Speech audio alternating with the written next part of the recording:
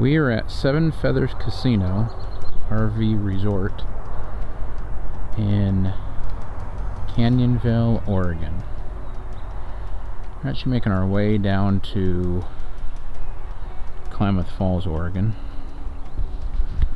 So we're going to go around and do a little tour. So here is actually the dog park. Got a couple gates kind of almost hidden in here.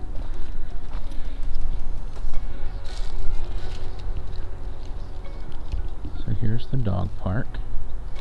Actually looks fairly clean. Now, due to COVID-19, the coronavirus, the park is probably not as full as you would think it would be for the middle of April. So it is April 2020. So all of their facilities are closed, so I'm just gonna walk around and show you as much as I can. So this is their office and clubhouse building, and they have a small little gift shop inside here, and then just some other more or less like living room gathering areas in here as well.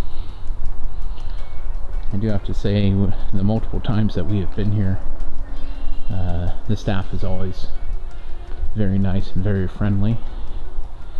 I will point out that Seven Feathers Casino is owned by the Cow Creek Band of the Umpqua Tribe of Indians. And so they have a casino right across the highway that the shuttle will actually pick you up from your RV site. So here's a restroom and shower building. Restrooms and showers are currently closed due to COVID-19, the coronavirus. They do have vending machines and with a laundry room in there. So restroom, shower, and laundry. They're all individual restrooms. We did laundry here when we were here back in January. Honestly, I can't remember how much it was. I believe it was $2 to wash and $2 to dry. So, looks like there's 8 restroom showers in this building, and then they have a few other buildings throughout the park. They do have, as you can see right there, some fire pits. That building is the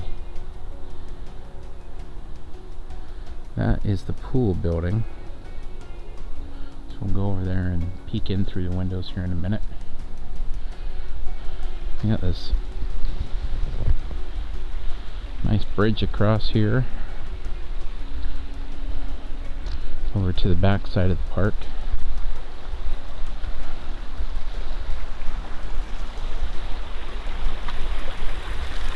Nice creek running through here.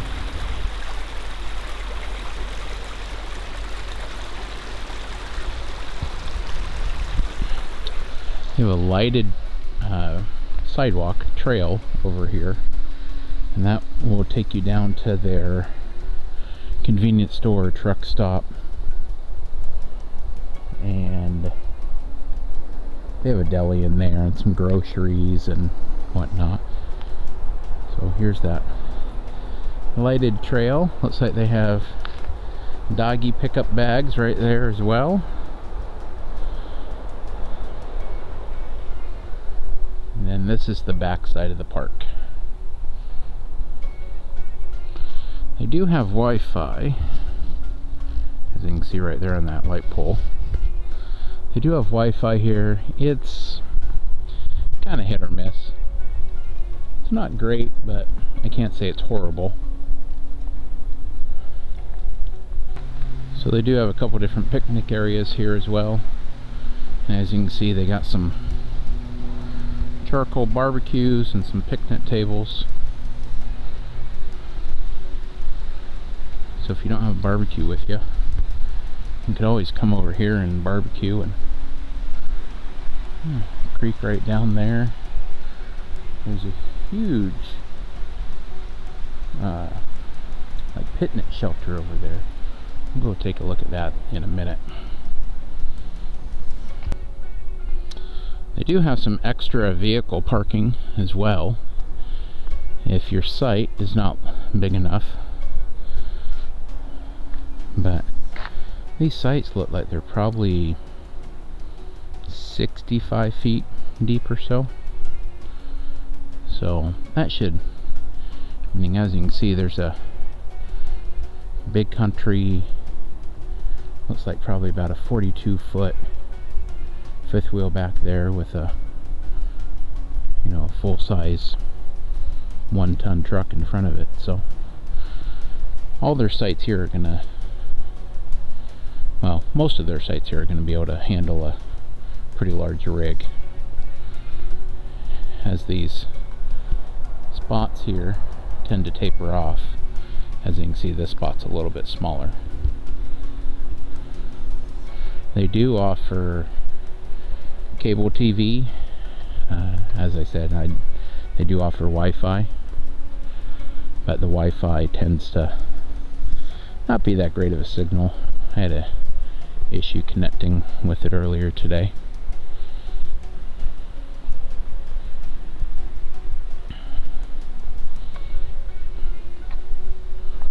But huge park. I believe they have almost 200 sites here.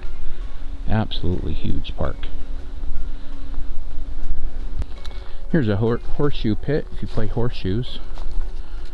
I know they at least have 2 horseshoe pits in the park here.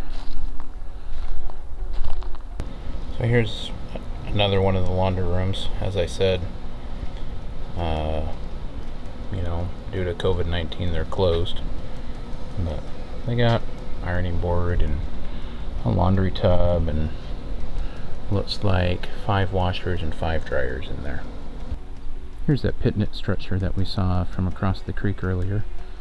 Looks like they have plenty of tables and chairs in here, or tables and benches I should say, and then looks like a propane barbecue. I would assume that to probably use this you'd probably need to contact the office. Looks like the barbecue is probably locked up over there, but nice facility if you have a large group of people staying here at the RV park. And looks like they have electrical outlets that you could probably use out here as well. So here are some fire pits with some benches and chairs around them. It says fires must be lit by resort staff.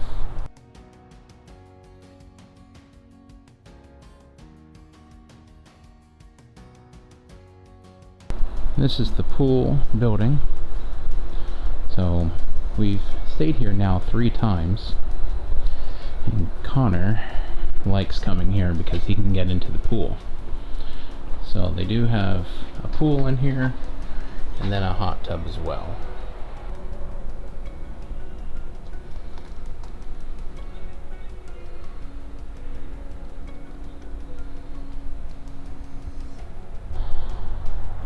Well, it's starting to get dark here at Seven Feathers RV Resort in Canyonville, Oregon. Right on Interstate 5, so easy access. Lots of sites. I believe it's pretty close to 200, if not more.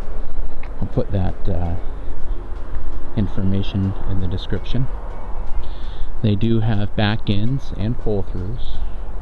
They have large sites and some smaller sites. Price this time was actually on the steep end, so we got a good SAM discount and then a Seven Feathers players card discount, because we got our players cards last time we were here at this park. We went across to the casino and got the players cards. So normal price is $75 for one night to stay here.